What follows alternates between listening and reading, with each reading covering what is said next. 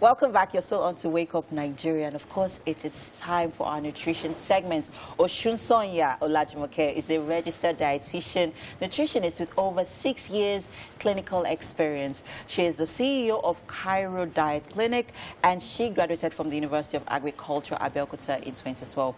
And today, she will be helping adolescents with obesity. How do parents help them cope with this condition? Welcome to the show. Thank you so much for having me. How are you doing today? I'm good. Thank you so much. Great. Now let's get to the issues of obesity. A lot of people really do not understand what obesity is. And then generally we see really good looking children, you know, chubby looking children, and we are happy like, oh my, they are so healthy. We love the way they look. But we do not know that they are actually obese. How do we know an obese child? All right. We actually get to know an obese child when we plot the growth on the growth charts, the weight to the age. Basically, obesity is defined when a child is bigger than the age, right? A child could be looking chubby and looking big. Everybody may want to carry the child, but you don't know until you actually go to a health professional, and the person will check the person's weight and put it on a growth chart. If it is above the 85th percentile, then the child is overweight. If it is above the 95th percentile, the child is obese. But for children that are older, like 16, 17, 18, 19, the BMI, the normal BMI can work.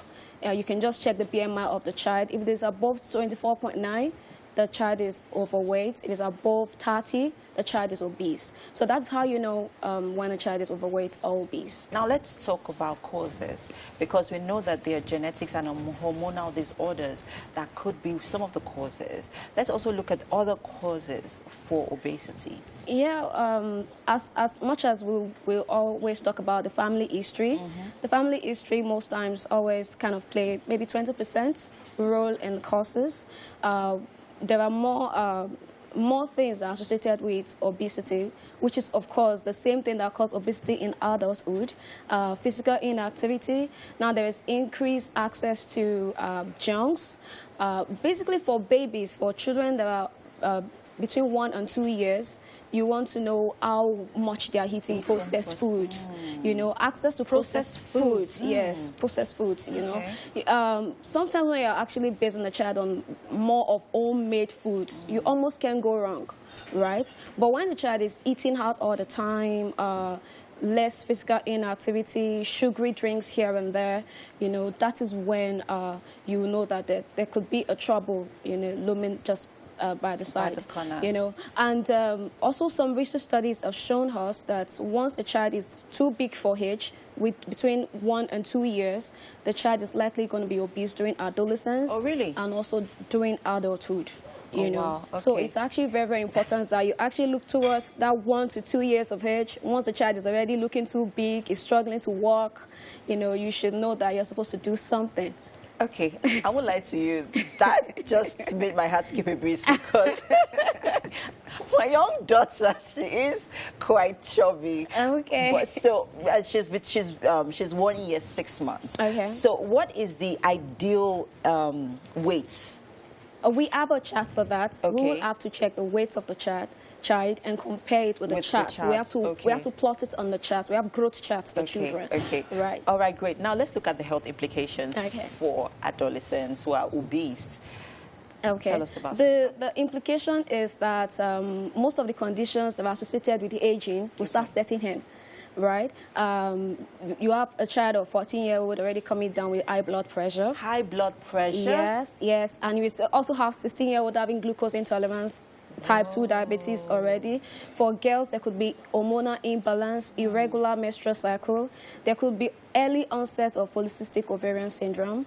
You know, there could be a risk of fatty liver disease. You see this in people that are big and, you know, obese. You know, so those are the implications, and it could actually, you know, weigh a lot on a child. The pressure of dealing with all those diseases could actually Okay, I know that even child growing up, they may not even know that, you know, they have this, you know, that it is a problem, or they have a problem, or it is a condition that they're going through.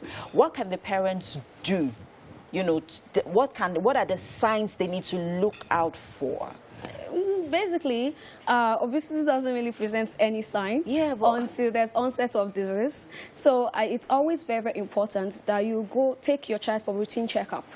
You know, when you go to the health facility, you check for the weight, ask the doctor if the weight is okay, and ask to see a registered dietitian. The best way you can help your child cope with obesity is speaking with a registered dietitian. You'll be putting much more pressure on the child if you put the child under a fitness trainer, because the child is not ready for that. You are not going to be enabling or improving the mental health of the child. Basically, the child is already having a lot. Even there is the mental side effects of obesity. The child may be bullied in school, you're big, and all of that. It's leading to low self-esteem already. Maybe the child is already trying to lose weight on his own. And but probably, if it's not working, if he's faced with failure, the child will slip into depression, right? So you don't want to put more pressure on the child that's already obese. So speak with a professional. A registered dietitian is going to help to thoroughly assess the child, assess the nutritional history, the diet history, the physical activity of the child, the mental health of the child, the laboratory results. A dietitian is going to assess all of this before coming up with a workable intervention. Okay, quickly before we wrap up this segment, it's very key that not a lot of parents can afford, you know, to go to a registered dietitian. But so on their own, someone watching right now is, I cannot afford a dietitian. What can I do to help my child? Okay, most times, especially in, you know, what's in their diet. In their diet. Yes. One thing I would say is be the change that you want to see. Although everybody can afford a dietitian, though, but I want to talk about practical ways right now.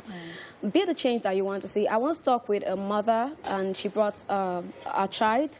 Actually, the child was accompanied by the mother and the aunts, and they were blaming the child that she likes to overheat, she likes all of that. But they also are obese. Basically, it is what you're eating that your children eat. It's true. So it's actually very important that if you want to make a change, you first make a change at home. Make a change in your diet. In your diet. Like drop a timetable. Exactly. And it's always better that you have replaced junks with fruits and vegetables in your fridge. Also limits the time that your child spends to eat outside. Thank you so much. You've been so helpful, Olajumoke. I'm sorry, I know we can go on and on and on and on and on, but please, the conversation continues on all our social media platforms at TVC Connect.